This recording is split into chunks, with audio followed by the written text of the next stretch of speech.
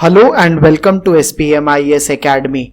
Today we are going to analyze the important news articles of 13th August 2022. Please note आज Satyajit sir Guwahati से बाहर है, इसीलिए उनके बिहाफ पर न्यूज़पेपर एनालिसिस मैं प्रेजेंट कर रहा हूँ. You can also download the PDF version of today's newspaper analysis by clicking the link given in the comment section. इसके अलावा जो प्रीवियस मंथ्स की मैगजीन है वो आप हमारी ऐप SPMIS Academy से भी डाउनलोड कर सकते हैं. ये सारे टॉपिक है जिनको आज हम करने वाले हैं. एक एक करके आज के टॉपिक स्टार्ट करते हैं. सबसे पहला टॉपिक है हमारा क्रॉनिक फटीग सिंड्रोम. ये टॉपिक कल के न्यूज़पेपर एनालिसिस में आई हुई न्यूज़ से रिलेटेड है. आपको याद होगा कल सत्यजीत सर ने न्यूज़पेपर एनालिसिस में एक टॉपिक कवर करा था जो यूथनेशिया के बारे में था. इस टॉपिक में बताया गया था कि किस तरह से दिल्ली हाई कोर्ट में एक पिटिशन फाइल हुई है जिसमें एक वुमेन ने एक मैन के लिए बोला है कि वो स्विट्जरलैंड जा रहा है और वहां जा करके वो फिजिशियन असिस्टेड सुसाइड या यूथनेशिया करने जा रहा है क्योंकि उसको एक डिजीज है जिसका नाम है क्रॉनिक फटीग सिंड्रोम. और फिर उसके बाद में आपको सत्यजीत सर ने बताया था कि किस तरह से 2011 में सुप्रीम कोर्ट ने पैसिव यूथनेशिया तो अलाउ कर दिया था in Aruna Shanbaug case, but active euthanasia अभी भी इंडिया में नहीं है. It is not permitted in India. Passive euthanasia के लिए हाई कोर्ट से परमिशन लेकर के कोई भी कर सकता है अगर उसमें ऐसी टर्मिनल इलनेस है जिसके बेसिस पर वो रिकवर नहीं कर सकता है और उसका फैमिली मेंबर जो है वो जा करके पिटिशन दे सकता है हाई कोर्ट पे. लेकिन कल के न्यूज़पेपर एनालिसिस में ये जो क्रॉनिक फटीग सिंड्रोम था इसके बारे में डिस्कशन आज के न्यूज़पेपर में आया है और इसीलिए आज हम इसको कवर कर रहे हैं. क्रॉनिक फटीग सिंड्रोम एक ऐसी बीमारी होती है जिसको भी ये बीमारी हो जाती है उसको हमेशा थकान, दैट मीन्स फटीग महसूस होता रहता है. अक्सर उन लोगों को सर में दर्द होता रहता है, सोने में दिक्कत होती है, मसल्स में पेन रहता है और हर वक्त एक थकान के जैसी फीलिंग बनी रहती है. किस वजह से होता है ये तो अभी भी साइंटिस्ट को नहीं पता है, लेकिन ऐसा माना जाता है कि जो वायरल या बैक्टीरियल इन्फेक्शन है या किसी तरह के हार्मोनल इम्बैलेंस है या फिर कुछ लोग जेनेटिकली उनके अंदर ये डिजीज होने के ज़्यादा चांसेस रहते हैं, उन लोगों को ये क्रॉनिक फटीग सिंड्रोम होता है. इसका कोई अभी टेस्ट भी नहीं है और ये हमारा नर्वस सिस्टम, हमारा इम्यून सिस्टम और जो हमारी बॉडी में ओवरऑल एनर्जी का प्रोडक्शन होता है फ्रॉम द फूड उसको ये इफेक्ट करता है. जनरली जिन लोगों को क्रॉनिक फटीग सिंड्रोम होता है उनको 6 महीने या उससे ज़्यादा टाइम तक थकान की हमेशा फीलिंग बनी रहती है और जो डे टू डे काम होते हैं उसको करके भी वो बहुत ज़्यादा थक जाते हैं. So this is about the chronic fatigue syndrome. The next topic we are taking is from the paper 3 Indian economy and this is related with the inflation. आपको याद होगा कुछ महीने पहले एक न्यूज आई थी कि इंडिया में इन्फ्लेशन का जो रेट है वो बहुत ज्यादा बढ़ गया है. अब उसी से रिलेटेड एक और अपडेट आई है कि इंडिया में अब जो इन्फ्लेशन के नए नंबर आ रहे हैं in the month of July उसमें दिखाया जा रहा है कि इन्फ्लेशन धीरे धीरे कम होता जा रहा है, महंगाई कम हो रही है. 5 मई 2022 के न्यूज़पेपर में सर ने कवर करा था कि आरबीआई ने एक of cycle extra ordinary meeting बुलाई है जिसमें आरबीआई ने ऐसे मेजर्स लेने अनाउंस कर दिए हैं जिनके थ्रू महंगाई को या इन्फ्लेशन को रोका जा सके. और अब उस जो डिसीजंस लिए गए थे मई में अब उनका रिजल्ट दिखने लगा है और जो जुलाई का नंबर आया है इन्फ्लेशन का उसमें दिख रहा है कि इन्फ्लेशन कम हुई है. लेकिन एक बात देखिए, अभी भी जो हमारा टारगेट है मॉनेटरी पॉलिसी कमेटी का जो टारगेट होता है दैट इज 4 ± 2%, उससे अभी भी इन्फ्लेशन ज्यादा है. हमारी जो आरबीआई की मॉनेटरी पॉलिसी कमेटी है जिसमें 3 गवर्नमेंट के मेंबर होते हैं, 3 आरबीआई के मेंबर होते हैं, उनको टारगेट सरकार ने दिया है कि उनको 2% से लेकर के 6% के बीच में इन्फ्लेशन को रखना होता है, लेकिन अभी भी उससे ज्यादा है. हाँ, अच्छी बात यह है कि धीरे धीरे इन्फ्लेशन कम हो रहा है क्योंकि आरबीआई ने पिछले कुछ महीनों में करेक्ट डिसीजन लिए हैं. इसके बेसिस पर सिंपल कुछ क्वेश्चन है इन्फ्लेशन से रिलेटेड, आप ये भी अटेम्प्ट कर सकते हैं. थर्ड टॉपिक है हमारा बटरफ्लाई माइंस के ऊपर. देखिए न्यूज में आया है कि जो रशिया है वो ईस्टर्न पार्ट ऑफ यूक्रेन जिस पर उसका कंट्रोल है डोनेट्स्क रीजन में, यहां पर एक नए टाइप की लैंडमाइन इंस्टॉल कर रहा है जिसको बटरफ्लाई माइंस बोला जाता है। बटरफ्लाई माइंस एक एंटी पर्सनल लैंडमाइन है। दैट मीन्स कि जब उसके ऊपर ये जो सोल्जर पैर रखते हैं, जैसा कि आप देख सकते हैं, तो ये माइन एक्सप्लोड कर जाती है जिससे उस सोल्जर की डेथ हो जाती है। रशिया इसको इंस्टॉल कर रहा है इस पूरे डोनेट्स्क रीजन में, और यहां पर जो क्रामेटोर्स्क सिटी है यहां पर भी लगा रहा है। रशिया का इंटेंशन है कि अगर इन जगहों पर, इस जगह पर उसने इस टाइप की बटरफ्लाई माइंस लगा दी तो यूक्रेन कल को इन रीजन्स को आके ऑक्यूपाई करना या कंट्रोल करना चाहेगा तो वो नहीं कर पाएगा, क्योंकि उसके सोल्जर्स जो होंगे वो ऐसी लैंडमाइन के ऊपर पैर रखने की वजह से डेथ हो जाएगी, मर जाएगी। तो रशिया किसी ना किसी तरीके से यहां पर जो मूवमेंट होता है, फ्रीडम ऑफ मूवमेंट है, उसको रोकना चाह रहा है। लेकिन ये जो बटरफ्लाई माइंस होती हैं ये बड़ी अच्छी नहीं मानी जाती हैं, मॉडर्न वॉरफेयर में इनको खराब माना जाता है।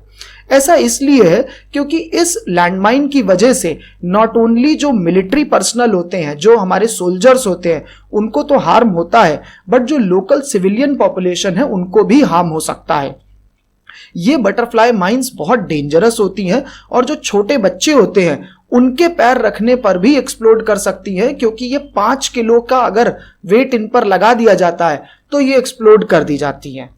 ये बटरफ्लाई माइन बहुत छोटी होती है और इजीली किसी हेलीकॉप्टर की हेल्प से इसको एक बहुत बड़े एरिया पर फैलाया जा सकता है, डिस्पर्स किया जा सकता है। इस बटरफ्लाई माइन की खासियत होती है, इसकी स्पेशलिटी है कि एक इसकी पूरी बॉडी प्लास्टिक की बनी होती है और एक तरफ ऑन वन साइड इसका जो पार्ट होता है बड़ा थिन, इसमें एक विंग के जैसा बनाया जाता है। और ये विंग करता ये है कि जब इसको किसी हेलीकॉप्टर से ड्रॉप करा जाता है तो ये विंग इसको एक तरीके से स्टेबलाइज कर देता है during the drop. That means उसको जिस स्पीड से ऊपर से नीचे गिरना चाहिए वो उस स्पीड से नहीं गिरती है, थोड़ा स्लोली गिरती है। ऐसे में ये जो बटरफ्लाई माइन होती है, ये छोटी सी माइन इजीली बड़े लार्ज एरिया में स्प्रेड हो जाती है हेलीकॉप्टर की हेल्प से, और इसका ये जो थिनर विंग है ये इसको आराम से धीरे धीरे फ्लोट जैसा कराते हुए आराम से इसको ग्राउंड पर लैंड करा देता है। अच्छा, दूसरी तरफ वाला जो इसका पार्ट होता है इसको थिकर विंग बोलते हैं। ये थिकर विंग पर जब भी कोई आदमी पैर रखता है या किसी तरीके का प्रेशर इस पर पड़ता है ये एक्सप्लोड कर जाता है। तो ऐसे में ये बटरफ्लाई माइन बहुत डेंजरस हो जाती है क्योंकि ये स्प्रेड कर रही है। थिनर विंग इसको इजीली धीरे से फ्लोट कराते हुए एक बड़े एरिया में इजीली हेलीकॉप्टर के थ्रू स्प्रेड कराया जा सकता है, और थिकर विंग पर जहां प्रेशर पड़ता है तो ये एक्सप्लोड कर जाता है, जिससे not only military personnel but local civilian population भी इफेक्ट हो जाती है।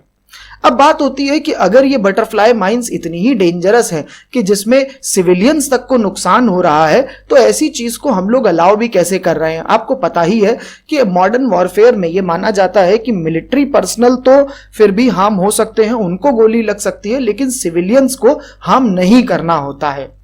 अब ऐसे में ये जो सिविलियन पॉपुलेशन है, जो आम जनता है, उसको अगर कोई माइन हार्म कर रही है तो उसको हम लोग कैसे अलाउ कर रहे हैं।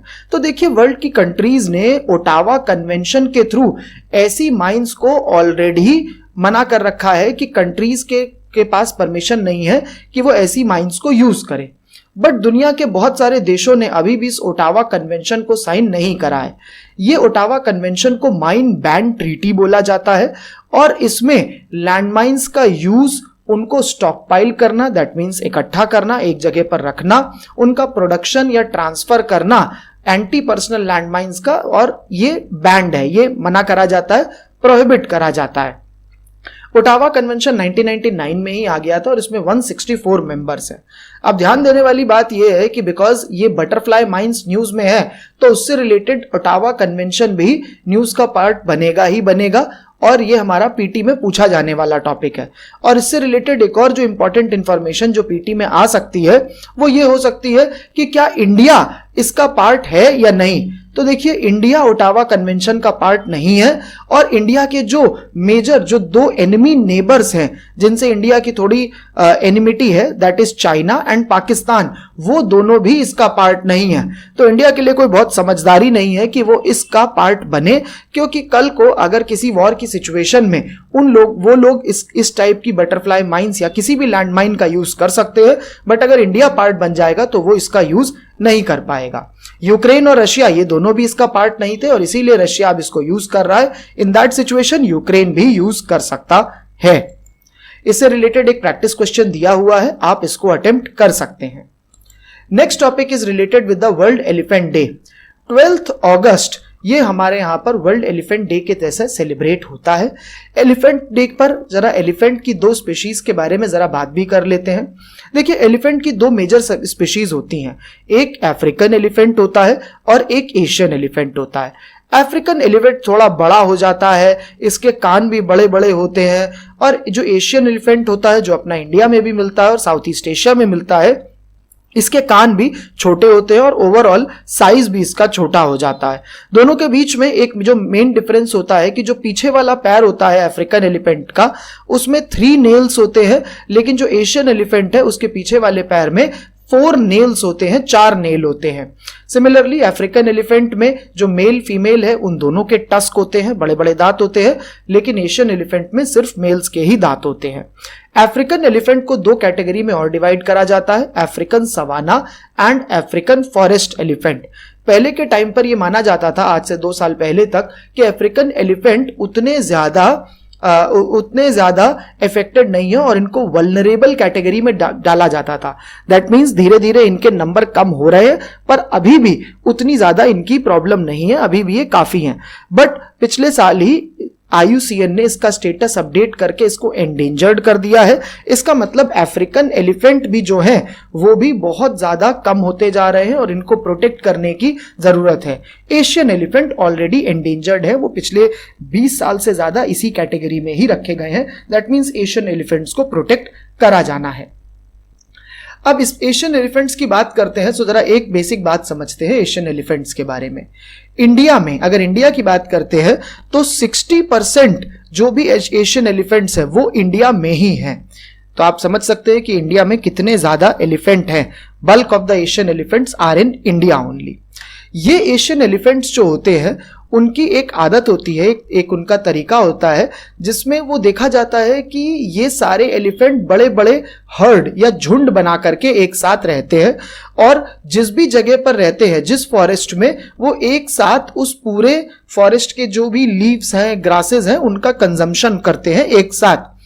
तो ऐसे में जिस भी जगह पर ये पूरा का पूरा हर्ड रहता है एशियन एलिफेंट का, बहुत जल्दी उस जगह के जो लीव्स या ग्रासेस जो भी वो खाते हैं वो खत्म कर देते हैं, रिसोर्स खत्म हो जाता है। अब जब रिसोर्स खत्म हो जाता है तो इस हर्ड को उस जगह से मूव करके नई जगह पर जाना पड़ता है, एक नए फॉरेस्ट में उनको जाना पड़ता है। ये जो हर्ड होते हैं इनका जो रास्ता होता है एक फॉरेस्ट से दूसरे फॉरेस्ट, वो लगभग फिक्स्ड होता है, वो एक जैसा ही रास्ता लेते हैं और उस रास्ते को एलिफेंट कॉरिडोर बोला जाता है, जिसके थ्रू ये जो हर्ड होता है ये एक जंगल से दूसरी जंगल में माइग्रेट करता है। तो आप देखिए एलिफेंट कॉरिडोर जो है वो एक इस टाइप का रास्ता जैसा है जिसके थ्रू वो जाता है एक जगह से दूसरी जगह। अब हो ये रहा है कि जैसे जैसे हमारी कंट्री में डेवलपमेंट हो रहा है, जैसे जैसे नए नए रोड्स, ब्रिजेस, ट्रेन्स सब कुछ बनते जा रहे हैं, वैसे वैसे देखा जा रहा है कि बहुत सारी रोड्स हो गई या ट्रेन्स हो गई वो इन एलिफेंट कॉरिडोर के थ्रू पास करती है।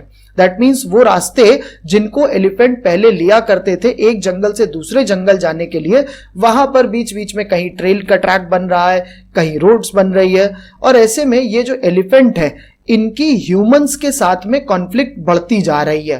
That means human elephant conflict बढ़ती जा रही है, क्योंकि जो एलिफेंट के कॉरिडोर्स हैं उस पर हम ह्यूमंस ने अपना जो डेवलपमेंट के लिए रोड रेल्स बनाने हैं वो बना रहे हैं।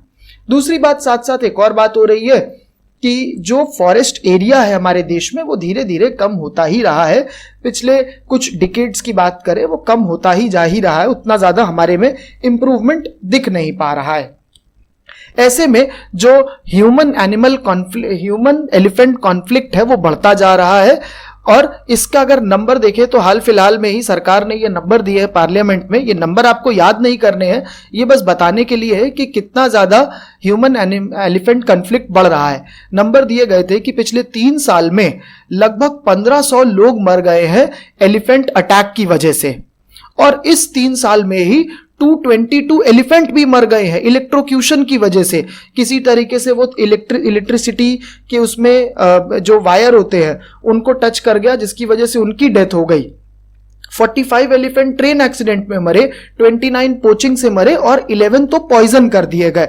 इसमें जनरली देखा जाता है कि अगर ह्यूमन एलिफेंट कॉन्फ्लिक्ट होता है तो अगर किसी ह्यूमन की डेथ होती है तो अक्सर ये देखा जाता है कि रिटेलिएशन भी हो जाता है, जिसमें देखा जाता है कि उस विलेज के लोग एलिफेंट को पॉइजनिंग करना और ये सब चीजें भी देखी जाती हैं। तो ये इन वजह से एलिफेंट्स जो हैं उनकी भी डेथ हो रही है।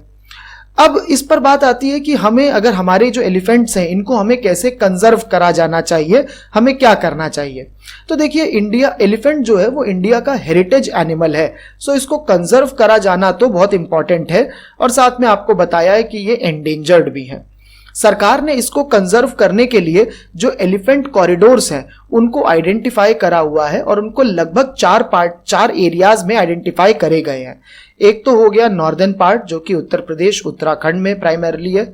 Then we have the north east में, जहां पर आसाम में, अरुणाचल में, मेघालय में, यहां पर हमारे पास में एलिफेंट कॉरिडोर सरकार ने आइडेंटिफाई करे हैं। Next we have in the central India, Jharkhand और उड़ीसा में हम लोगों ने एलिफेंट कॉरिडोर आइडेंटिफाई करे हैं। And then in south India, जहां पर कर्नाटक, केरला, तमिलनाडु में एलिफेंट कॉरिडोर्स आइडेंटिफाई करे हैं।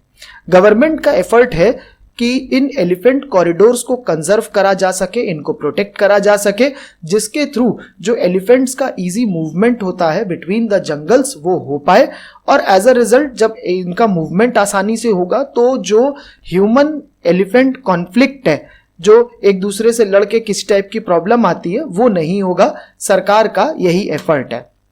इसके अलावा सरकार ने एलिफेंट को प्रोटेक्ट करने के लिए प्रोजेक्ट एलिफेंट, गज यात्रा इनिशिएटिव एंड एलिफेंट सेंसस, ये भी कुछ स्ट्रैटेजीज अडॉप्ट करी है। एक बार जल्दी से इन स्ट्रैटेजीज को भी देख लेते हैं।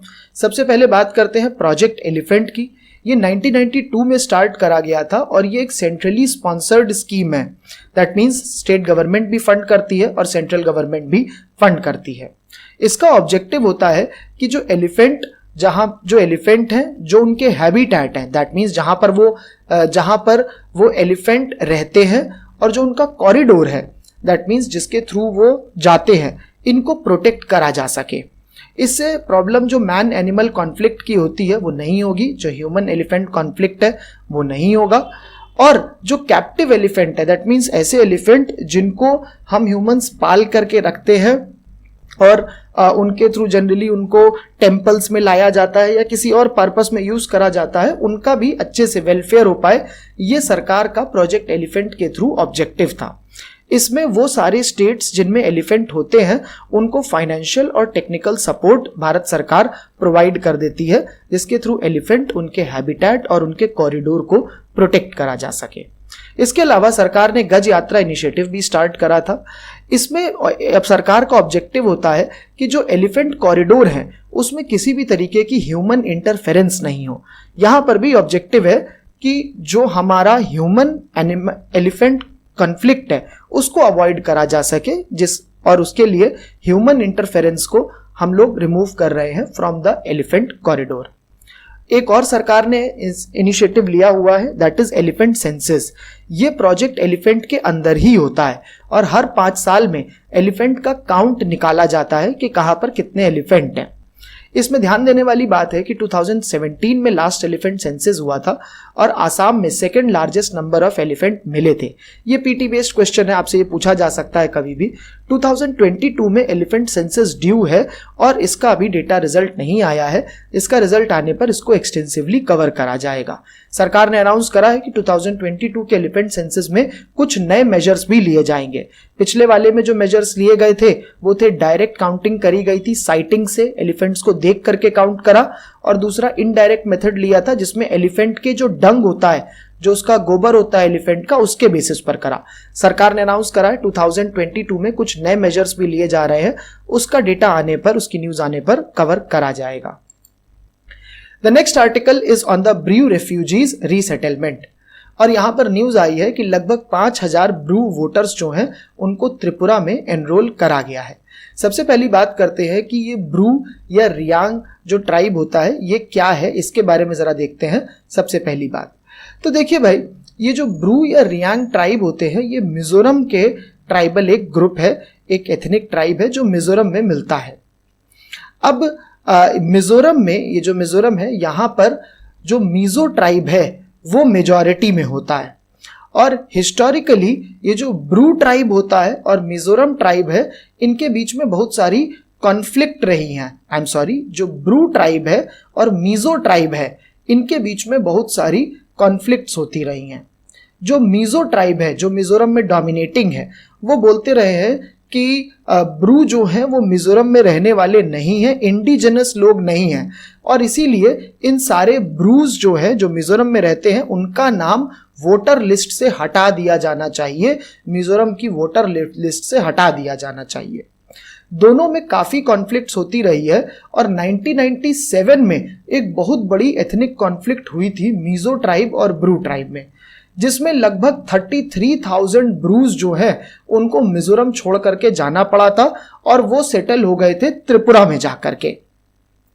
अब दोनों के बीच में धीरे से ये जो पूरा कॉन्फ्लिक्ट के बाद में जो मिजो ट्राइब है और ब्रू ट्राइब, मिजो ट्राइब और ब्रू ट्राइब के बीच में थोड़ा बहुत अब धीरे धीरे पीस का रिस्टोरेशन हुआ, और ये बोला गया, जो त्रिपुरा गवर्नमेंट है उसने रिक्वेस्ट करी कि जो यूनियन गवर्नमेंट्स, अपने भारत सरकार को रिक्वेस्ट करी कि जो ब्रूज हैं उनको उनका ओरिजिनल जो मिजोरम में प्लेस है उधर भेज दिया जाना चाहिए, क्योंकि अब 1997 के बाद से उनके बीच में थोड़ी पीस, मतलब इट्स बीन लॉन्ग टाइम, तो उनको वापस भेजा जाना चाहिए।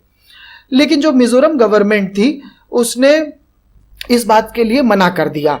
उन्होंने बोला कि नहीं, अगर मिजो ट्राइब जो है और ब्रू जो है उनके बीच में फिर से लड़ाई हो सकती है। तो इस चीज का फाइनल सॉल्यूशन कुछ इस तरह से निकाला गया लास्ट ईयर कि भाई 4 पार्टीज के बीच में एक अग्रीमेंट हुआ। ये 4 पार्टीज थी भारत सरकार, त्रिपुरा सरकार, मिजोरम सरकार और जो ब्रू रिप्रेजेंटेटिव्स थे, ब्रू ट्राइब के रिप्रेजेंटेटिव्स थे, उनके इन 4 पार्टीज के बीच में एक अग्रीमेंट हुआ। अग्रीमेंट ये हुआ, इसको बोला जाता है कि ब्रू सेटलमेंट अग्रीमेंट इसको बोला जाता है, और इसमें अग्रीमेंट पे ये डिसाइड हुआ कि जो भारत सरकार है वो लगभग 600 करोड़ का फंड देगी त्रिपुरा सरकार को, और बोला जाएगा कि जो भी ब्रूज हैं उनको आप अपने यहां ही सेटल करो, उनको मिजोरम से हटा के त्रिपुरा में ही रखो, उनका परमानेंट सेटलमेंट वहीं होगा, और वो त्रिपुरा के परमानेंट रेजिडेंट बनेंगे, वहीं पर ही वो वोट देंगे, उनको वोटर लिस्ट में भी डाला जाएगा, और उनको शेड्यूल्ड ट्राइब माना जाएगा त्रिपुरा का, मिजोरम का नहीं। अब करंट न्यूज ये है कि सिर्फ 5000 ब्रू वोटर्स ही रजिस्टर हो पाए हैं त्रिपुरा में, जबकि ये पूरी एक्सरसाइज, सारे ब्रू वोटर्स को एक्सरसाइज जो रजिस्ट्रेशन करना था वो 31 मार्च तक खत्म करना था, बट आज की न्यूज है कि सिर्फ 5000 ही हो पाए। तो ये दिखा रहा है कि कितना स्लो रेट है अभी भी इस पूरे प्रोसेस का, और अभी भी ब्रू जो ट्राइब है उनकी प्रॉब्लम पूरी तरीके से सॉल्व नहीं हुई है। एक बार जरा बात कर लेते हैं ब्रू जो ट्राइब है जिसको रियांग बोला जाता है, इसकी भी बात कर लेते हैं।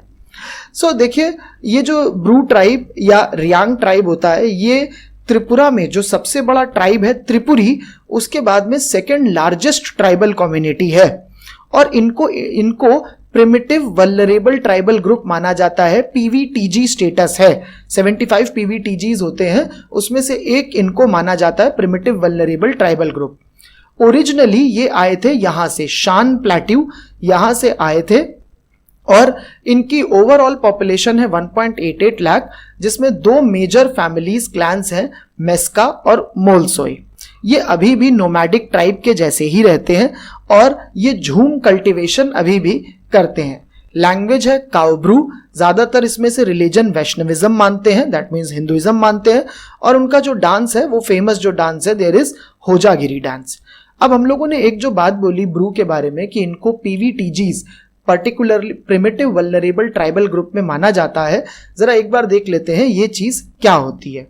देखिए, PVTGs primitive vulnerable tribal group या फिर पर्टिकुलरली वल्नरेबल ट्राइबल ग्रुप, ये ऐसे एसटीज होते हैं, ये ऐसे शेड्यूल्ड ट्राइब्स होते हैं जो कि amongst all the tribal population और कम डेवलप्ड होते हैं। देखिए जनरली आपको पता ही होगी बात कि जो इंडिया में एसटीज हैं, शेड्यूल्ड ट्राइब्स हैं या इन जनरल ट्राइबल पॉपुलेशन है, उसका डेवलपमेंट का जो लेवल है वो बाकियों के कंपैरिजन में कम होता है। ऐसे में वो ट्राइब्स जिनका डेवलपमेंट और भी कम होता है उनको हम लोग पर्टिकुलरली वल्नरेबल ट्राइबल ग्रुप्स में डालते हैं। First time these were identified in 1973 by Dhebar commission, और उन्होंने प्रिमिटिव ट्राइबल ग्रुप्स नाम से कैटेगरी बनाई थी amongst the tribes of India. उसको 2006 में गवर्नमेंट ने नेम कर दिया था पर्टिकुलरली वल्नरेबल ट्राइबल ग्रुप, या फिर जो एक और नाम बोल दिया गया प्रिमिटिव वल्नरेबल ट्राइबल ग्रुप। ये पीवीटीजीज की जो कुछ कैरेक्टरिस्टिक्स है कि इनकी पॉपुलेशन बड़ी कम होती है, जनरली ऐसी जगहों पर रहते हैं जो बाकी एरिया से बड़ा आइसोलेटेड होता है, रिटन लैंग्वेज होती नहीं है और बड़ी सिंपल टेक्नोलॉजी और अभी भी बड़े बैकवर्डनेस इनमें बहुत ज़्यादा होती है। सरकार ने 75 पीवीटीजीज आइडेंटिफाई करे हैं जिसमें सबसे ज़्यादा उड़ीसा में है। With this you can also attempt this UPSC prelims question of 2019. Moving on to the last topic of this analysis and that is on Dr. Bhabendra Nath Saikia. देखिए आज का जो दिन है 13th August, this is the death anniversary of Dr. Bhabendra Nath Saikia. Dr. Bhabendra Nath Saikia is very renowned scholar of Assamese. Originally ये doctorate of physics थे और इन्होंने अपनी डॉक्टरेट जो फिजिक्स में करा था यूनिवर्सिटी ऑफ लंदन में था, और अपना करियर उन्होंने स्टार्ट करा था गुवाहाटी यूनिवर्सिटी में फिजिक्स डिपार्टमेंट में रीडर की पोजीशन से। हाउएवर उनका लिटरेचर में जो इंटरेस्ट है वो बहुत ज़्यादा था और लिटरेचर में वो अपने लिटरेचर में काम के लिए बहुत ज़्यादा जाने जाते हैं। साहित्य अकेडमी अवार्ड जीता हुआ है डॉक्टर भवेंद्र नाथ सैकिया ने, और पद्मश्री भी मिला था 2001 में। जो कुछ फेमस वर्क हैं दैट इज मोरमोर देवता, कोलाहल, संध्या राग, अंतरिप, ये कुछ फेमस वर्ड है। इनके प्रांतिक जो मैगजीन है उसके फाउंडर चीफ एडिटर भी थे, जो मैगजीन अभी भी काफ़ी फेमस है और हर फोर्टनाइट में पब्लिश होती है गुवाहाटी से। अपनी डेथ के टाइम पर इन 2003 नियर जब उनकी डेथ हो रही थी उसके आखिरी के टाइम पर वो एडिटर थे सोफुरा मैगजीन के, जो कि एक बच्चों की मैगजीन होती है। So that is about the doctor Bhavendra Nath Saikia. These are the answers of the questions from the yesterday's newspaper analysis. That is it for today's session. Thank you everyone.